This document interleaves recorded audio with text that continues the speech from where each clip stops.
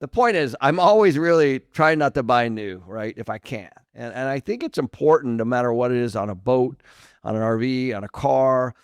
And what, just look at what depreciates. And there's a whole heck of a lot of people that do that. If you can buy, just, call it gently used, I guess is probably a good word.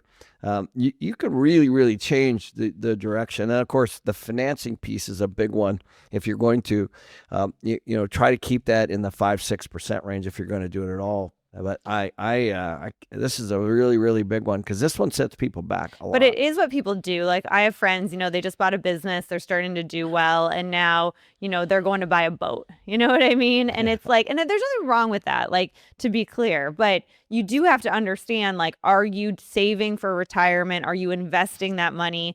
Or are you just buying a boat and then putting that stuff on the back burner? Because you're never going to get financially free if you keep taking on payments. Well, and one other thing is the whole point, if you think about it, is for them to keep you in negative equity situation. I Mm-hmm. mean, if you owned a boat dealership or a car dealership or whatever, obviously what you want is a customer for life.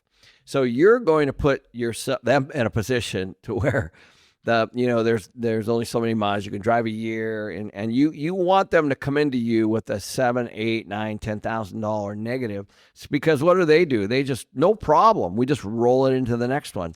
And so they just keep kicking the can down the road. And so this is a big one that's right under everybody's noses. It's easily solvable.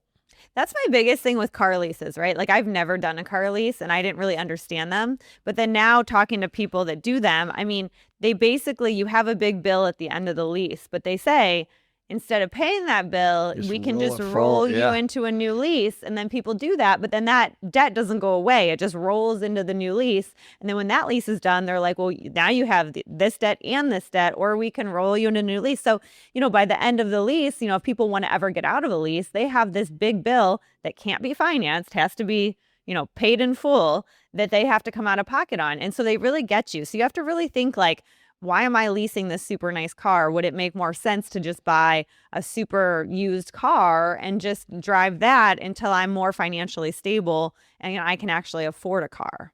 Yeah, I'm telling you guys, this is a really, really simple one, and I've been doing it my whole life. I love it. It's like a flipping game. I always try to buy something and then try to exit for at least what I paid, Mm-hmm. and I've been really, really pretty good. I would say I probably have about a 70% success rate, but it's always on my mind. I'm always looking because I only like to hold things for 2-3 years, let's say. And once the warranty gets kind of at that spot where I don't want to have to spend cash, then I usually exit right before that. But you can do this very, very easily. So the next thing is living on monthly payments. And I think that this was always an issue, but I think even more with this new generation. And you have all those, every time I go to buy something online, it's like, would you like to break this up into 4 equal payments or would you like to pay this now? And, so that's a big thing right now is people are always just solving for their monthly. And I think that that can be good on things that you absolutely have to have. I think it can be very bad on, oh yeah, I can make this payment to buy, this purse, or I can make this payment to buy, upgrade my computer or whatever it is, and that you don't really need. And so I think that when it comes to living on monthly payments, no one's ever trying to just say, hey, I'm going to save money and then just buy this straight out. It's always payments, payments, payments. And that always adds to your monthly bill. Yeah, this is again. The other thing to watch here is when they lower or spread out the term. So a term, of course, is 24 months, 36 months, 48 months, 60 months, whatever it is.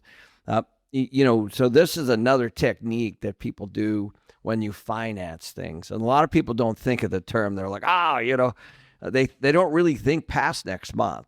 So if it's 2 years, obviously it's paid off in 2 years. But if it's 5 or 6 or 7 or even 8, I'm seeing, on lots of stuff, you've got whatever you've got. It's depreciated, but then you just kick that term out. So be careful. Look at both. Don't just look at the monthly. Look at the term, because what you also want to do, if I was in your shoes, I personally wouldn't want to finance anything more than 2 years. right? Mhm. I don't know how you feel about that. Well, a car payment or something, you might have to A finance car might be a little longer. different, But but you don't want to do like they're offering 8-year car loans now. I mean, is the car even going to last 8 years? Especially if you're not buying a new car, that starts to get dicey.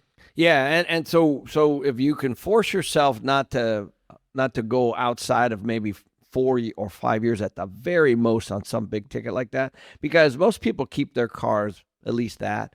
Well, what you're doing, just like anything, guys, is you're paying it down. And you're not paying it down as quickly. This is like that 50-year mortgage that everybody's kind of that controversy, right? So that monthly, don't get caught in the cycle of my monthly payment is lower because the terms have been kicked down the road, because that's another trap. Because just like a lease, you're going to walk in one day and you've been paying on this thing for 3-4 years and you're not even halfway, and you just don't want to get into that scenario. So now we're going to get into one that's a couple that are a little more contentious here. So, treating your primary home as your only investment. So, this is a big middle class thing that people do. And that's basically you put all your money into your house that you're living in, you continue to upgrade your house over the years, and then it's your only investment.